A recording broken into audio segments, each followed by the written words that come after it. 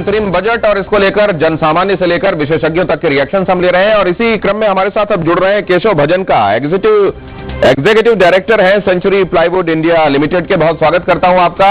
Budget आपकी निगाह में कैसा रहा? धन्यवाद मुझे शो को बुलाने के लिए। मेरे हिसाब से बहुत अच्छा और बहुत बैलेंस बजट रहा है। इसमें कुछ हाइलाइट्स जो मैं मेंशन करना चाहूंगा है कि इंफ्रास्ट्रक्चर के ऊपर एक्सपेंडिचर बढ़ रही है। वापस 11 लाख करोड़ से ऊपर इंफ्रास्ट्रक्चर के ऊपर एक्सपेंडिचर को इंडिकेट किया है, जो बहुत अच्छा स्टेप है। लॉन्ग टर्म इंडिया के लिए एक जरूरत है। मुझे लगता है कि ये हमें और हर एक इंडस्ट्री को हेल्प करने वाली है। सेकेंड, टूरिज्म के ऊपर फोकस, जैसा जानते हैं कि हमारे प्रोडक्ट्स या related products hospitality and tourism में बहुत जाते हैं, तो टूरिज्म के ऊपर जो फोकस दिखा रहे हैं, मुझे लगता है कि ये भी एक बहुत बढ़िया स्टेप होगा। और प्रधानमंत्री ग्रामीण आवास योजना के हिसाब से जो उन्होंने थ्रस्ट अफोर्डेबल हाउसिंग के ऊपर दिया है, मुझे लगता है कि ये भी रियल एस्टेट सेक्टर के लिए इन पर्टिकुलर एक बहुत बढ़िया स्टेप है। ओवरऑल मैं कहूँगा कि ये बहुत अच्छा बजट है और हमारी उम्मीद से बेटर इनकम बजट है। उम्मीद से बेहतर बजट आप इसको बता रहे हैं, मतलब एंटरिम बजट में इससे ज्यादा आपको गुंजाइश नहीं दिखाई देती थी, ये बेस्ट है जो किया जा सकता था? बिल्कुल, शायद एक या दो पॉइंट्स है, जैसे कि real estate sector related housing loan exemption, interest exemption, वो थोड़ा बढ़ाया जा सकता था, या जो अफोर्डेबल हाउसिंग का लिमिट है। बट मुझे लगता है कि ये सब शायद जो बजट आएगी जुलाई में, उसमें टेकिंग केयर होगी। ये अफोर्डेबल हाउसिंग के संदर्भ में अनाउंसमेंट ये एक्सपेक्टेड था, क्योंकि ये तो था कि इंफ्रास्ट्रक्चर के संदर्भ में सरकार और पुश करने वाली है, ये निश्चित रूप से किया जाएगा। लेकिन जो आप बता रहे हैं कि आपकी इंडस्ट्री को इम्पेटस देने वाली ये जो अनाउंसमेंट है अफोर्डेबल हाउसिंग और टूरिज्म के संदर्भ में, ये जितना अभी एल्बो स्पेस था सरकार के पास, उसमें आपको लग रहा था अनाउंसमेंट एंटरिम बजट में आपको देखने को मिलेंगे?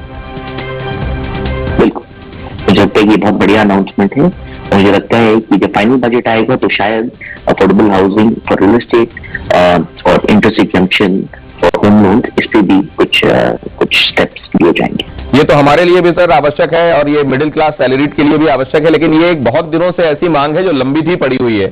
और उसके पीछे कहा यह भी जाता है विशेषज्ञों की तरफ से कि अगर आप ये देखें, दो फॉरेन डेट है, उसको ध्यान में रखते हुए अभी टैक्स के साथ बहुत ज्यादा रिलीफ के मामले में सरकार आगे नहीं बढ़ सकती। आप सहमत हैं इससे? देखिए, मुझे लगता है कि कुछ ग्राउंड रियलिटीज है जिसको आप इग्नोर नहीं कर सकते।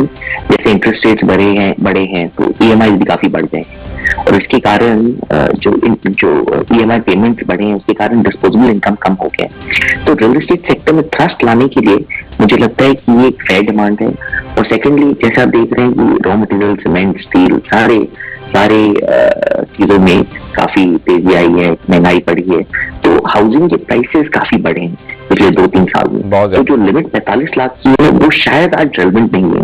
मुझे लगता है कि ये 60 या 70 लाख अगर कर दिया जाएगा तो इससे रियल एस्टेट सेक्टर में जो थ्रस्ट है, जो एक मोमेंटम बिल्ड हुआ है, वो कायम रहेगा। बहुत धन्यवाद सर हमसे बातचीत करने के लिए। और कुल मिलाकर आपकी निगाह से अगर देखें तो मौजूदा स्थिति में सरकार जो बेहतरीन कर सकती थी वो उसने इस बजट में किया है। ये केशव भजन का साहब कह रहे हैं, सेंचुरी प्लाईवुड के एग्जीक्यूटिव डायरेक्टर हैं, और उनका कहना है कि इंफ्रास्ट्रक्चर को इम्पेटस देने के लिए अफोर्डेबल हाउसिंग के अनाउंसमेंट के साथ टूरिज्म और इंफ्रास्ट्रक्चर को गति देने के लिए सरकार की तरफ से जो घोषणाएं हैं बजट में, वो निश्चित रूप से उनकी अपनी इंडस्ट्री को भी फलने फूलने के लिए बड़ा मौका देगी। लेकिन अब इस बजट को लेकर जो रिएक्शंस आ रहे हैं वो एक के बाद एक हम आपके सामने रखने का काम कर रहे हैं। ये रिएक्शंस भी देखिए।